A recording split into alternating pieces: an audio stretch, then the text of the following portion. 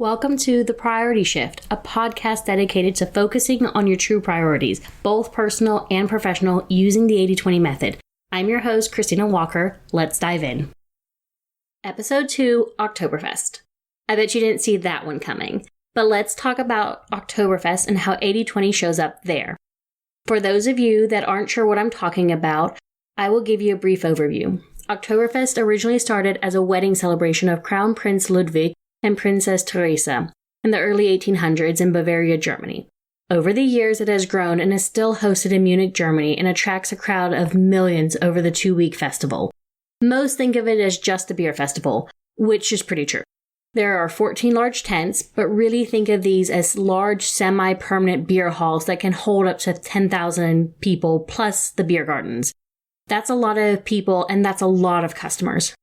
I was able to experience this firsthand this year, and from an 80-20 standpoint, it was really interesting to watch everything unfold. The first keg is tapped at exactly noon on the first day, and once that happens, the beer is flowing full force. Each tent has exactly one beer type, one Radler, which is a beer Sprite mixture, and an alcohol-free beer. Talk about simplicity. But when the clock struck noon and I asked the server for a Radler instead of a beer, he laughed and said it would be a while until I got that, and do I want a beer instead? And of course, I wanted the picture-perfect Instagram picture of toasting at the Oktoberfest, so I said yes. But let's break down what happened at the event and how you can apply it at a work situation. The offering is simple and straightforward. There is only one beer type at each tent, which means that from a production standpoint, they can continue to just pour beers and not have to make sure that they grab the right one. People can quickly order what they want, and you can move your product through quickly. The beer is clearly the 80s at Oktoberfest, and that is the expectation that you will be getting that, and in turn, that comes to you very quickly. Again, from a production standpoint, that item will move at a quicker rate and is set apart from everything else to improve the efficiency. From the inventory standpoint, you don't have to have space to store lots of different types of beers, and instead you can use that space to put in more benches for your customers to drink more beer. And what about what that server told me?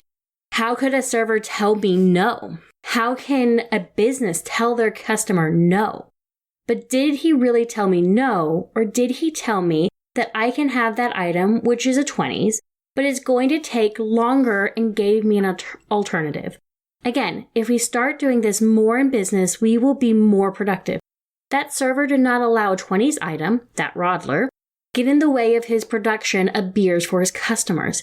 If I wanted that item, I would have to wait or have a longer lead time. What if we did this more with all of our 20s items? What if we encouraged our customers to purchase that 80s item instead because it has the shorter lead time, and maybe at the end of the day, they are just okay with that? You can set up your manufacturing spaces to accommodate this so that 80s items have that shorter lead times to encourage the sales of those items.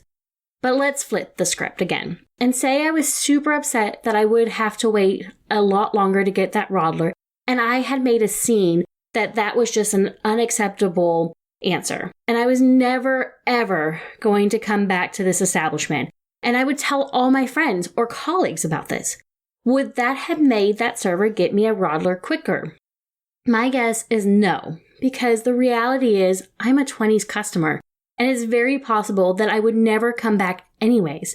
If he lost me as a customer, there are literally millions right behind me happy to give their money for a beer instead.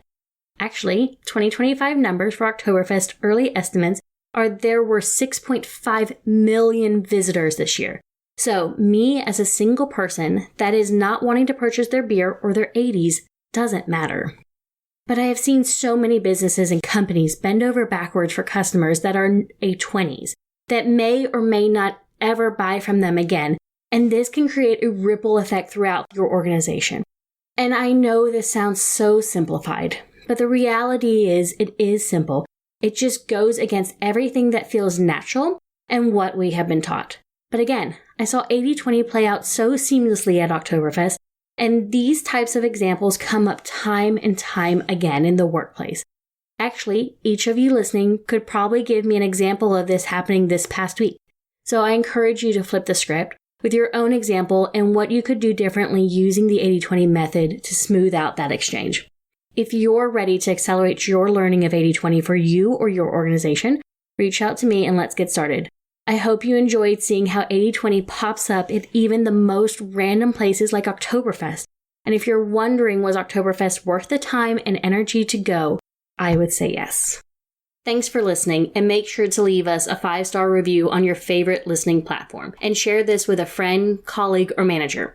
Find more info at PriorityShiftSolutions.com and reach out to Christina directly to get started with coaching and applying the 80-20 method.